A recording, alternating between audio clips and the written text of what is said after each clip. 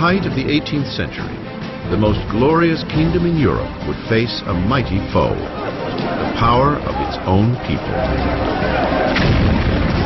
One man would rise to inspire the nation, to cast aside a reluctant king and a hated queen, and a new republic would be born in blood, the blood of the French Revolution.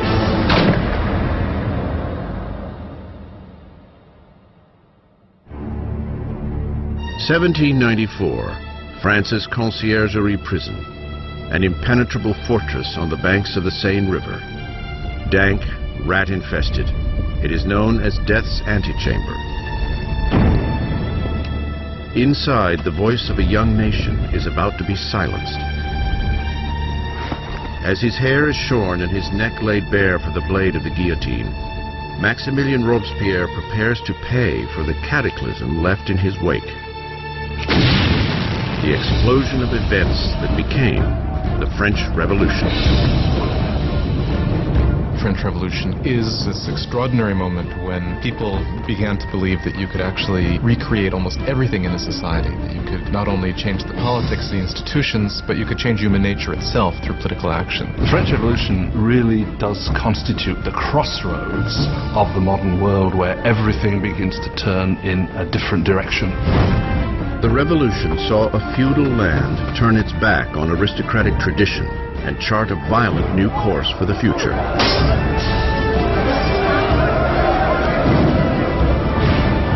It would shake the very foundation of Europe, and its impact would be felt across the seas.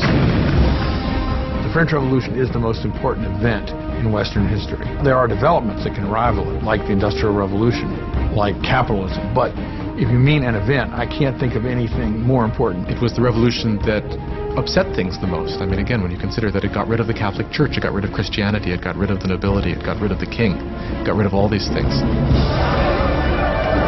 The French Revolution would bring bread to the poor, democracy to France, and would establish a whole new order of society. But progress would come at a price. It was really a moment of extraordinary hope, extraordinary ambition, and then it turned into this most horrific tragedy. Now, broken and defeated, Robespierre, not 2 days before, stood atop his world, presiding over the greatest and bloodiest revolution Europe had ever known. So true to its ideals, he was called the Incorruptible. So powerful, his slightest utterance would cloak an entire city in fear. A master orator, Robespierre's words were his weapon. Now, silenced by a bullet to the jaw, he awaits the same swift and brutal end he has brought down upon so many others. The revolution is about to eat its own.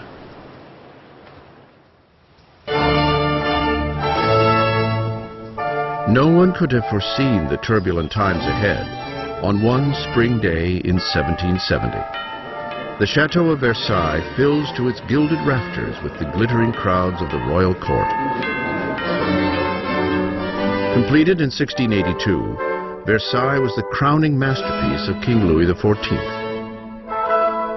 To put some distance between himself and his subjects, Louis XIV transplanted the capital of France to this small town 12 miles west of Paris, where he had built the most magnificent palace in all of Europe.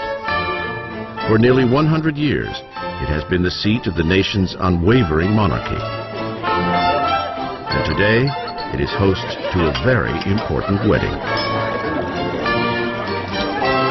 King Louis XV's grandson, Prince Louis Capet, next in line for the throne, is about to take a bride. Just 15 years old on the eve of his wedding, Louis Capet is bashful and hesitant, with few of the characteristics expected of a future king, much less a husband.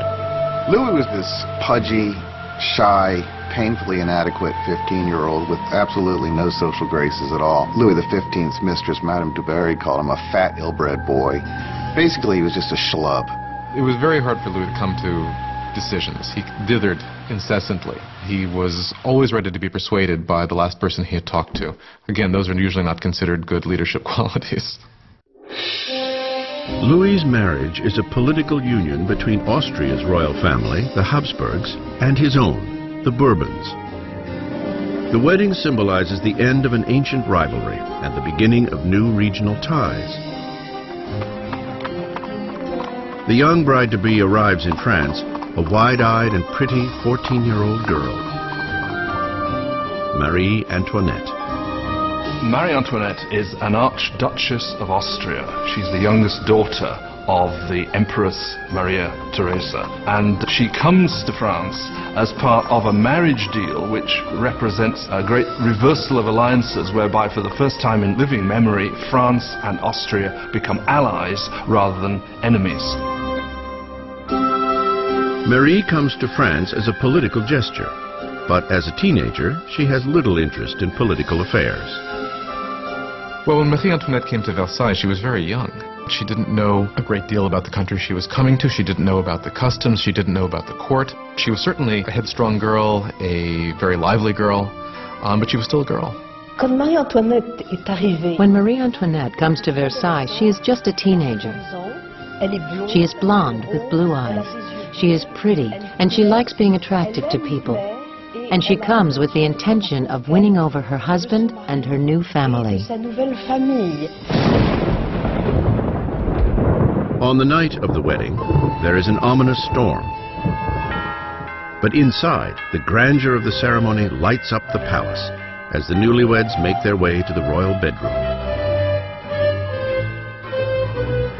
In an age-old ceremony to encourage the conception of an heir, the king's courtiers are present as the awkward young couple is revealed in the marriage bed for the first time.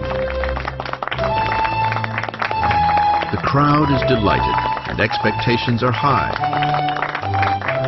But once the curtains are drawn, it's clear that an heir will not be so easily produced. Louis was not only not interested in ruling, Louis wasn't particularly interested in loving either, and he paid her no attention on the first nights or even further into their marriage. Many years will pass before the marriage is finally consummated. The lack of an heir will soon spark gossip all across the kingdom that will continue to plague the couple for years to come. The grand wedding gala continues for days. But outside the gates of Versailles, there is hardly cause for celebration. Years of mismanagement by the monarchy have left the French people deprived and hungry. Nearly a decade earlier, King Louis XV lost the 7 Years' War, battling Great Britain over territory in North America. The ill-fated conflict all but bankrupted France of money and prestige, leaving the country's coffers drained, even as its population is growing bigger every day. With diseases like the plague a distant memory, fewer people are dying, but more and more of them are hungry. France grew from 20 million to 26 million in the 18th century after having grown only 1 million in the preceding 2 centuries. That put tremendous strain on what was there, and so there was a lot of anxiety. 4 years after the royal wedding, Prince Louis's grandfather loses his final battle with smallpox. Louis XV dies a defeated and unpopular king and leaves behind a country on the brink of chaos. In a lavish ceremony, young Prince Louis inherits the throne and is crowned King Louis XVI. Despite his insistence on a grandiose coronation, Louis is all too aware that he is woefully unprepared for the job.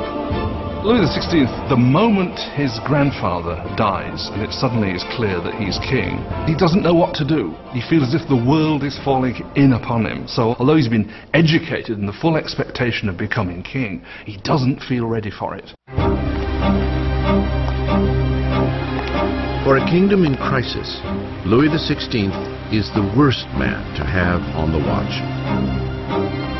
The 20-year-old king prays, "Protect us, Lord, for we reign too young." Ensconced in their royal apartments in Versailles, Louis and Marie begin their promising new lives as young monarchs, while only 12 miles away, in the city of Paris, another new era is dawning, one that is on a collision course with the monarchy itself.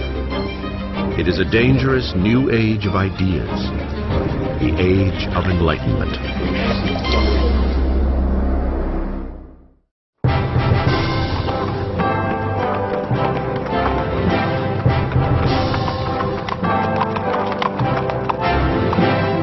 As the royal carriage approaches the esteemed Louis le Grand College, crowds gather for a glimpse of grandeur.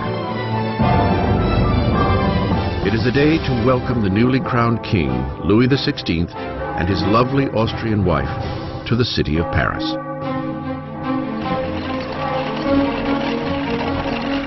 And at the head of the welcome party is a promising young law student, Maximilien Robespierre.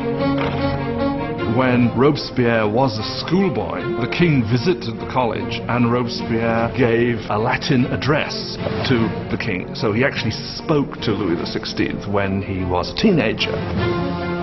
As Robespierre respectfully delivers his Latin soliloquy, the king hardly notices the boy. But years later, their fates will again intertwine under very different, much darker circumstances. It was one of these rituals that take place in every school, and yet, of course, it was so charged with irony, because here you had the young Robespierre reading this discourse in honor of the man he would later kill. For now, the welcome is warm and the flattery sincere. The visit from the royals may have won the hearts of the people, but their minds are leaning increasingly in an entirely different direction. Since the Middle Ages, European society had been broken into three distinct classes, dictated by birth. There was a great divide between the wealth of the nobility and the clergy, and the poverty of the peasants. Then, at the blossoming of the 18th century, reason and science began to challenge this age-old tradition.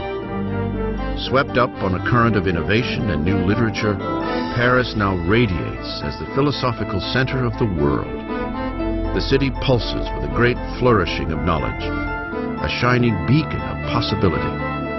It is the age of enlightenment. The Enlightenment is a movement which says don't trust authority, don't trust anything that you've been told by anybody else at all. Think it out for yourself, test it for yourself. In old regime Europe, you were told what to think. You were given information from above by your rulers, by your priests. And so the idea that you could map out all of human knowledge and then have access to it was revolutionary. In elite salons across Paris, aristocrats gather to discuss Enlightenment authors and the burgeoning age of reason. Voltaire, Rousseau, fresh voices who champion liberty, control of one's own destiny, and above all, equality. The passion for this new literature is highest among the upper class, but as Enlightenment ideas take root at all levels of society, the drive for equality will begin to threaten the aristocratic way of life. What makes it dangerous is it means you will eventually question, why are aristocrats the ones with privilege? Can't we change the world to make it a better place? Isn't progress possible? All of that will eventually undermine the idea that monarchy is natural, aristocracy is natural, and hierarchy is natural. To see Enlightenment ideals in action, one need only look across the Atlantic, where the Americans are fighting for freedom from France's old nemesis, Great Britain. Young King Louis wants revenge for his grandfather's defeats, and he sees an opportunity in the American War of Independence. Louis commits to the cause a total of 2,000 million livres, enough to feed and house 7 million French citizens for a year. His investment would mark the beginning of financial collapse for France.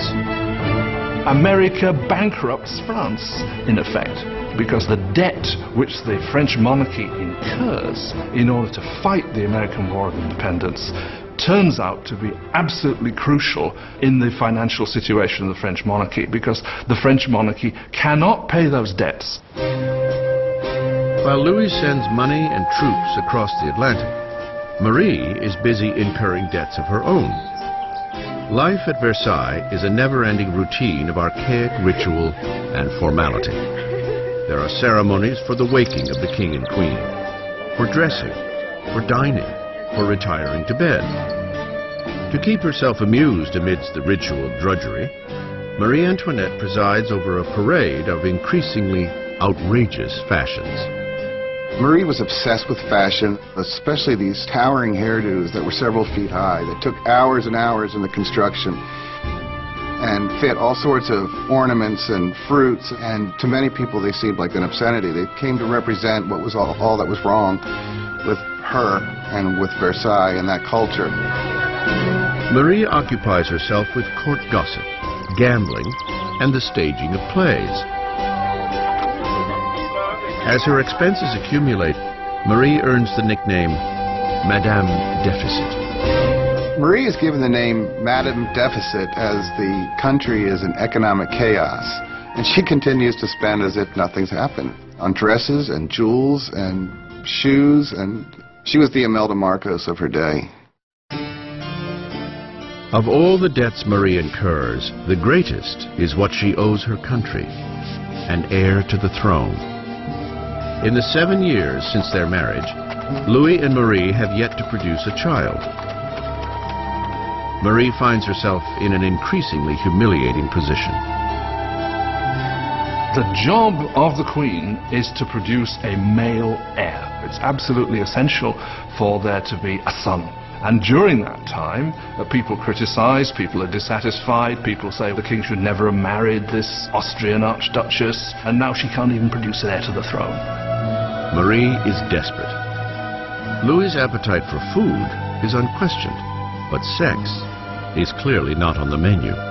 Il y a toute une correspondance entre l'ambassadeur d'Autriche et la... Marie-Thérèse, the mother of Marie Antoinette, questioned, if a girl as gorgeous as my daughter cannot get him going, then what is going on? Qu'est-ce qui se passe? Louis XVI and his young wife were not able to conceive for 7 years. This cast a pall on the beginning of his reign, and because his hobby as a locksmith was well known, there were all sorts of salacious songs circulating to the effect that the locksmith was having a hard time finding the keyhole. Louis's disinterest in sex is seen as a lack of bravado as a king. Finally, after years of frustration and pressure from the court, Louis is diagnosed with a treatable condition called phimosis.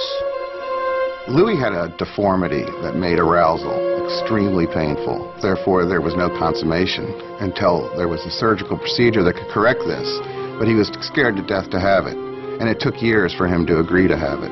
And when he finally did, voila. After a simple surgery, the couple is able to have their first child, Marie-Thérèse. But there is no easy fix for the years of damage to Marie's image.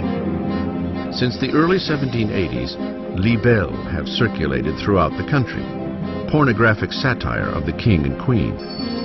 Obscene pamphlets mock Louis's impotence and portray Marie as a promiscuous harlot in a debauched and decadent court.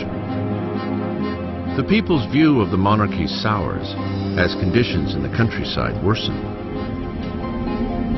After a succession of bad harvests, deregulation has raised the cost of flour, leading to a shortage of the very heart of the French diet, bread.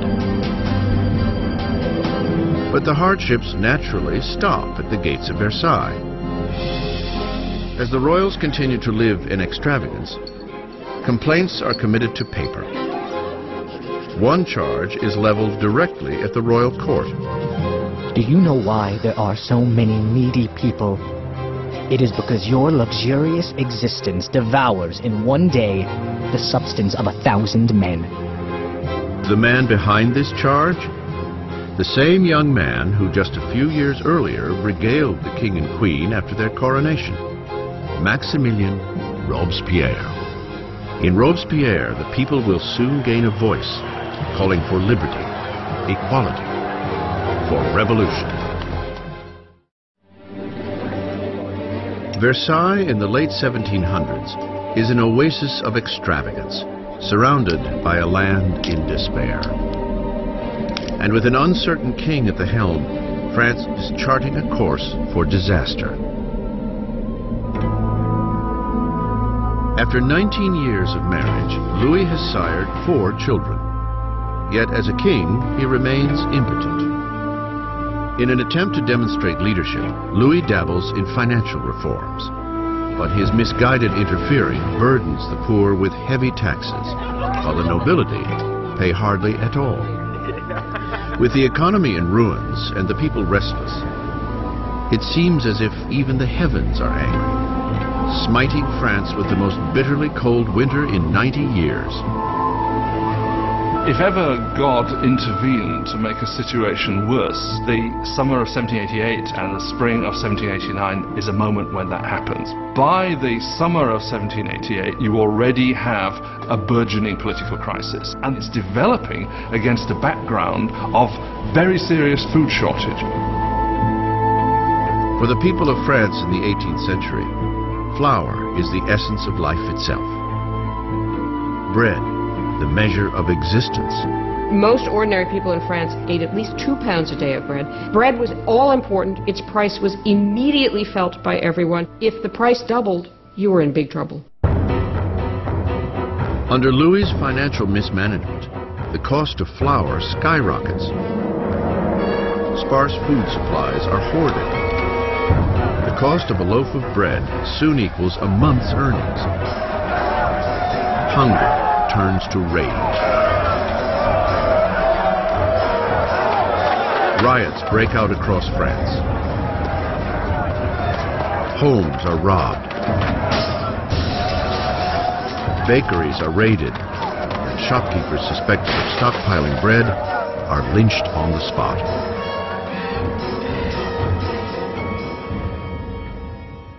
With the economy in shambles, the banks force Louis to hire a finance minister, Jacques Necker. An enlightened thinker, Necker is popular with the people in a way that Louis can only envy.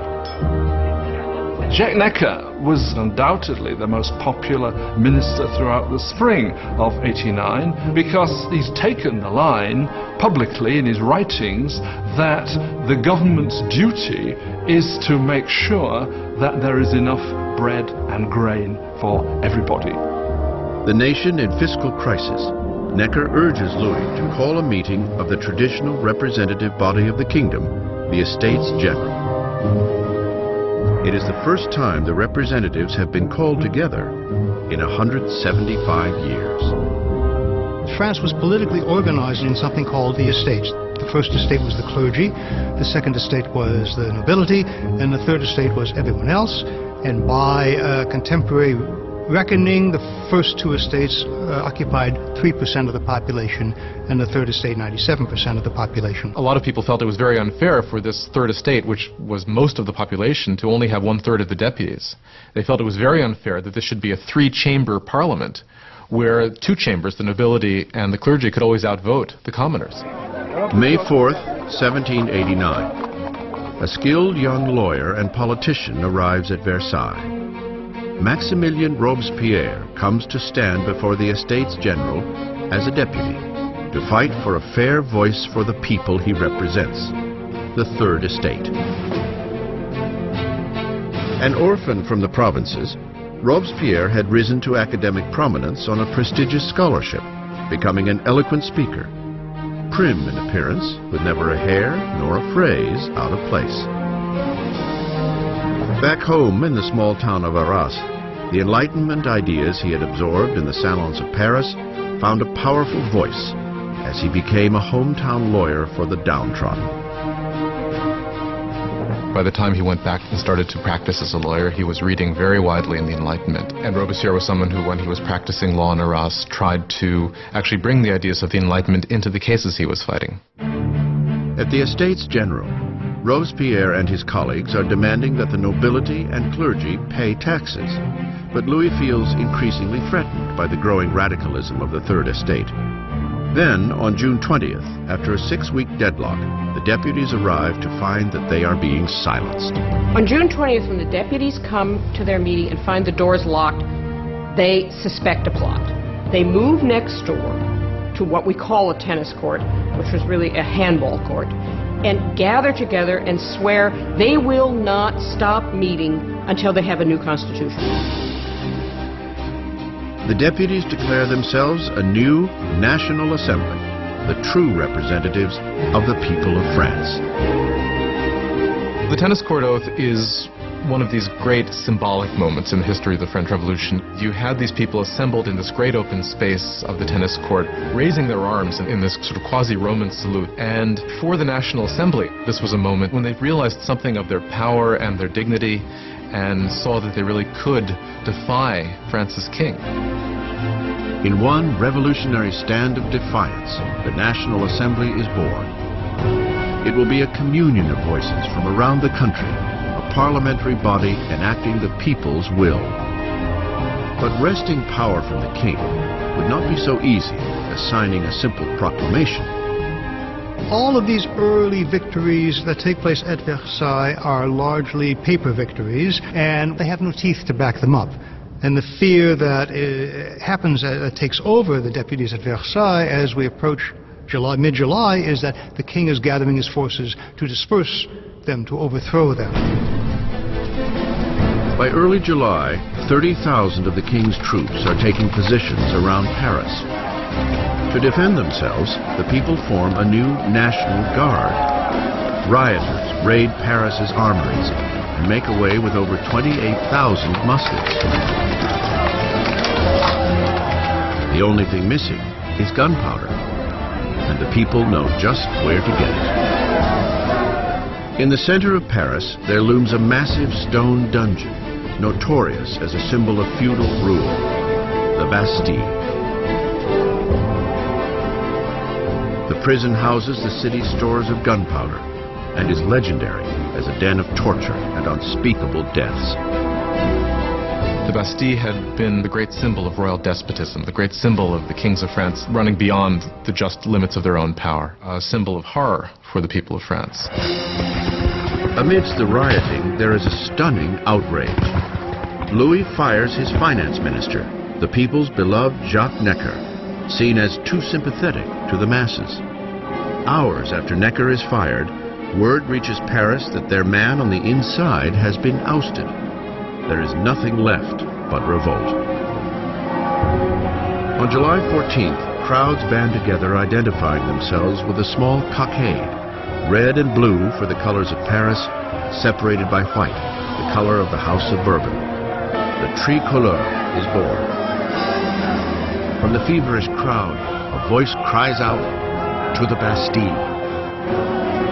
Attacking the Bastille means that the people of Paris are saying, you cannot get rid of the new National Assembly. The people are acting, they're arming themselves, and they're basically saying, we take the side of the revolution. At the sight of the approaching mob, the governor of the Bastille, Bernard de Launay, attempts to lock down the prison.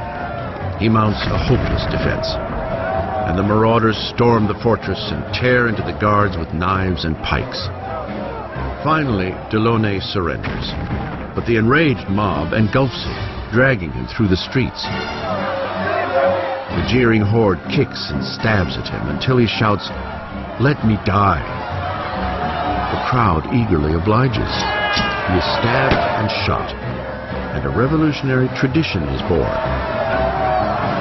His severed head is paraded on a pike.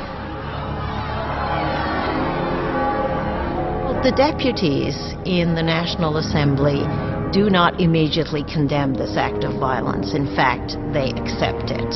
And it was this acceptance of popular violence that, in some people's view, created a pattern that was to have catastrophic consequences for the unfolding of the revolution. With the smoke still clearing over the Bastille, Louis XVI returns from a hunting trip. In his diary under the date July 14th, 1789, he writes, "Nothing," a reference to his unsuccessful hunt. An aide interrupts and breaks the news of the riots and the fall of the Bastille. Louis XVI asks, "Is it a revolt?" "No, sire," he replies. "It is a revolution."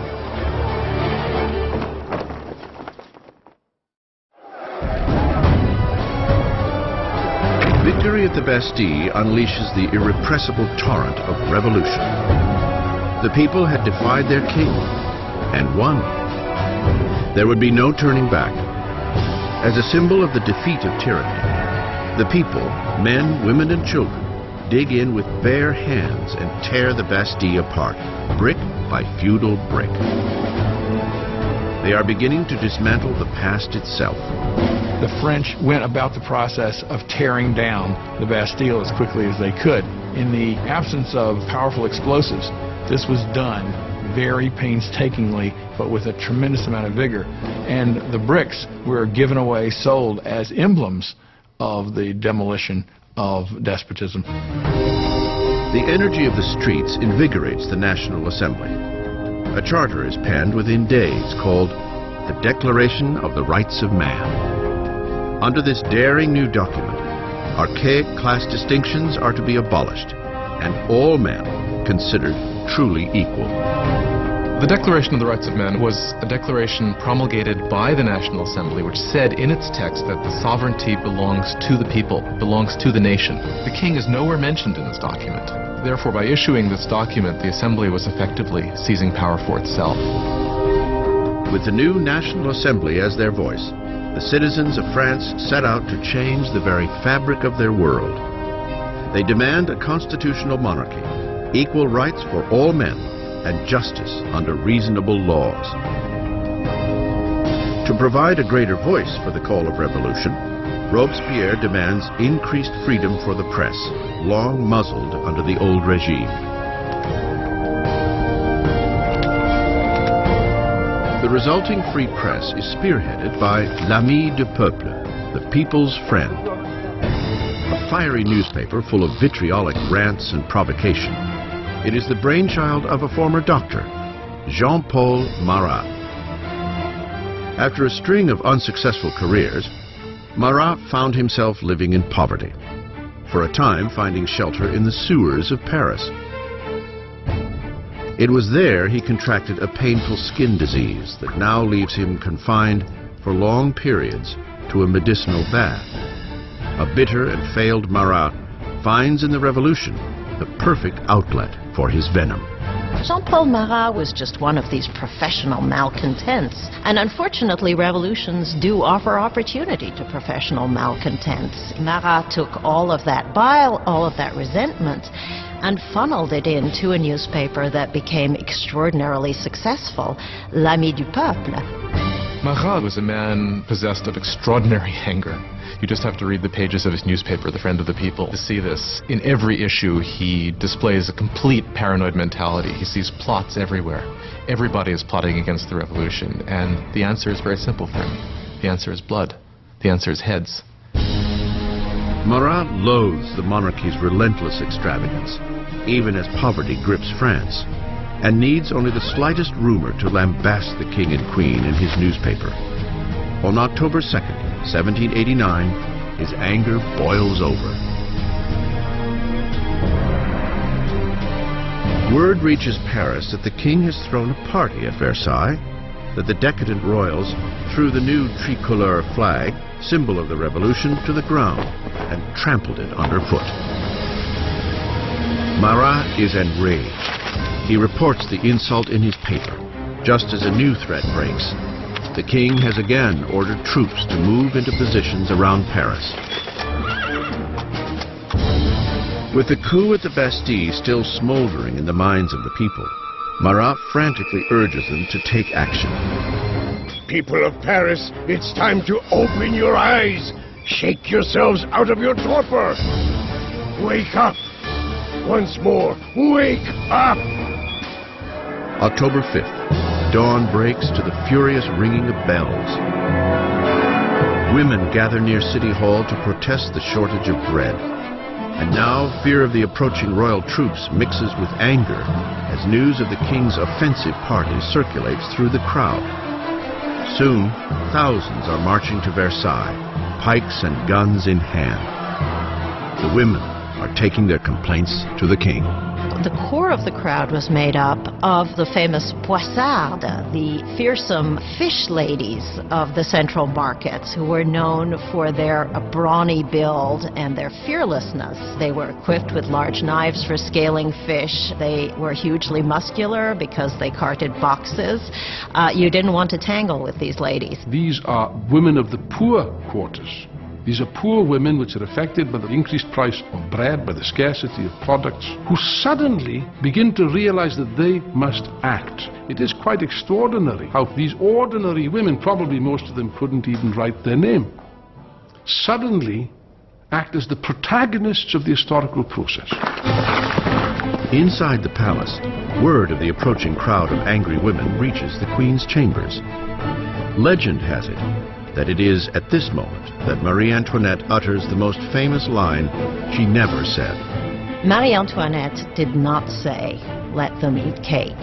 That is a myth. Marie Antoinette, unfortunately, probably never even noticed the poor people of her country long enough to make such a statement. As the mob of women gathers outside the gates, Louis understands that the revolution can no longer be ignored. It is being brought to his front door. He agrees to sign the Declaration of the Rights of Man, yet the crowd continues to grow throughout the night. By morning, 20,000 people are camped outside the royal palace. To close the centuries of distance between the king and his subjects, the angry mass demands that the king and queen move to Paris.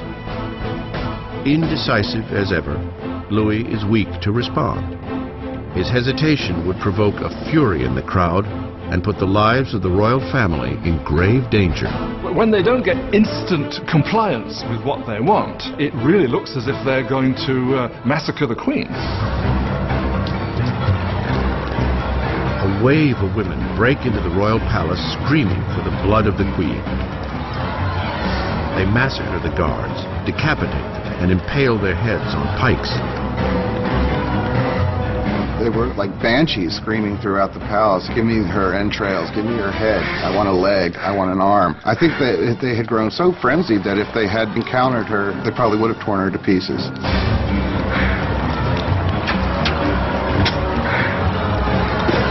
Terrified for her life, Marie escapes to Louis's apartments only moments before the women break into her chambers and tear her bed to shreds. The king and queen are now at the mercy of the mob. And what the mob wants is a little attention from their king. The only way the women can be pacified is for the royal family to agree to go to Paris, because once they're there in Paris, then they can ultimately be made to do what the people of Paris want. They march 60,000 strong, leaving Versailles with carts and wagons overflowing with flour from the king's storehouses, flanking the royal carriage all the way to Paris. Le roi et la reine ont été The king and queen were forced to go back to Paris with the heads of their guards, who had been massacred in the chateau. qui avaient été massacrés dans le château. Their heads had been cut off. This is really a completely unbridled violence. Dans un déchaînement. The heads were then made up with makeup and paraded at the head of the cortege, with the king and queen following. Devant la voiture du roi et de la reine. The king and queen must make their new home in the Tuileries Palace. They will never see Versailles again. Once the royal family moves to Paris, they are the prisoners of Paris. They know it. Everybody else knows it. There are great limits to what they can do or even dream of doing. They are the prisoners of the capital city, there's no doubt. Versailles is abandoned, and the assembly moves to Paris. Power is now with the people. France will have democracy, new laws, and a remarkable and unforgiving form of justice will make its debut on the revolutionary stage: the guillotine.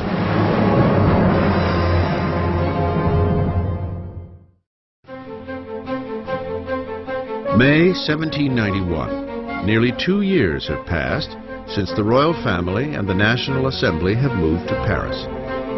Robespierre appears frequently at the Assembly and at the Jacobin Club, a debating society named for the former Jacobin monastery where they gather. Now, words are the very core of the revolution, and Robespierre speaks with an unfailing moral compass.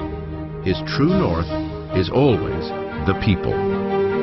He soon earns the nickname, the Incorruptible. France is now a constitutional monarchy, the king forced to share power with the revolutionaries in the Assembly. But it seems Louis's share is growing smaller by the day, as he is forced to sign law after law diminishing his own authority, and that of the other great feudal regime, the Catholic Church. Louis decides the time has come to escape the confines of the new republic and mount a campaign to reclaim his kingdom. Louis had decided by 1791 that he needed to regain control of his country, and he knew he could only do that with the help of a foreign army. So the idea was to make a break from the Tuileries Palace and to head for the nearest border. June 21st, 1791. The king and queen disguise themselves as servants and by cover of darkness slip out from under the watchful eye of Paris. They make an ill-planned run for freedom. It is long past midnight when the royal family arrives in the small town of Varennes, some 100 miles east of Paris. They are close to the border of Austria, safety just a few miles away. But their dash to freedom will go no further.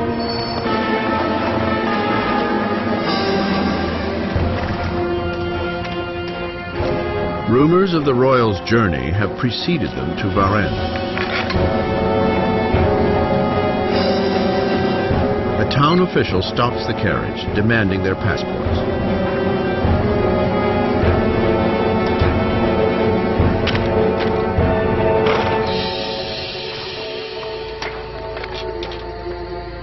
The official's suspicions are confirmed.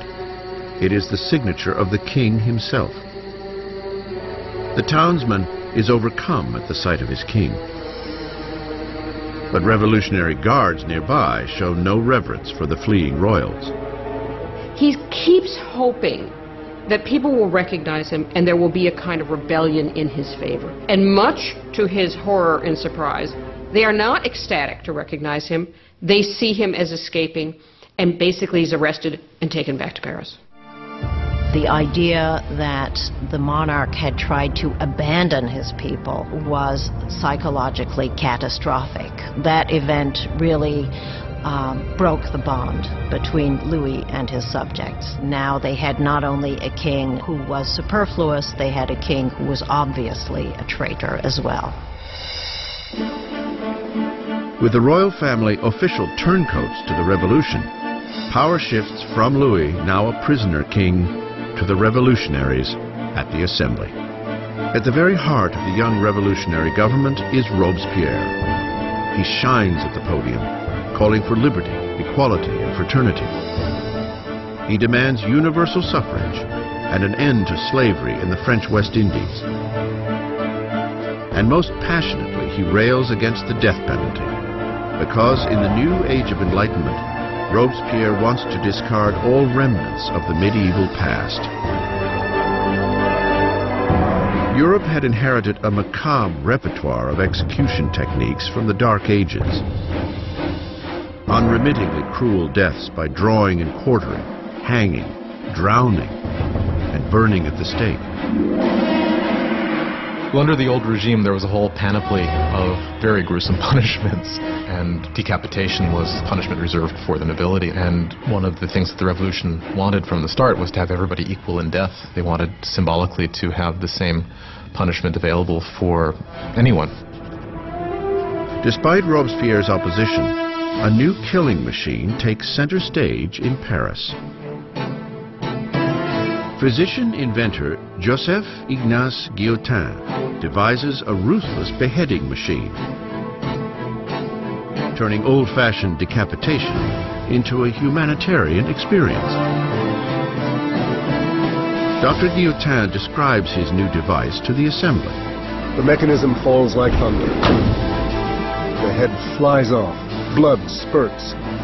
The man is no more. Always a supporter of bloodshed, the journalist Marat prints an enthusiastic rant in his paper, announcing the device's new name, Guillotine. It will soon earn a nickname, the National Razor. The French revolutionaries believe in humane values. They believe that unnecessary suffering should not be caused. And what they like about the guillotine is that it is quick, it's efficient, and as far as we can tell, although no one has returned to tell the tale, it's painless. The guillotine will silence the revolution's internal enemies, anyone suspected of plotting to return Louis to the throne. But it's the enemies surrounding France that most preoccupy the assembly. There is a fear that members of the extended royal family who fled to Austria will launch an armed counter-revolution. The assembly calls for a preemptive attack, a declaration of war on Austria. But Robespierre argues against it. Robespierre is one of the lonely voices who is opposing war because he thinks the enemy will win. Robespierre is afraid that the country isn't ready, hasn't got an army that would be able to defeat the enemy. The enemy might therefore come in and destroy the revolution. Robespierre loses the debate. In April 1792, the Assembly declares war on Austria against a country ruled by Marie Antoinette's own family. A nationalist fervor grows. If Austria defeats the revolutionary army, Louis will undoubtedly reclaim his throne. And Marie is suspected of aiding the enemy by corresponding with her relatives in Austria and giving away French troop movements with the stroke of her pen.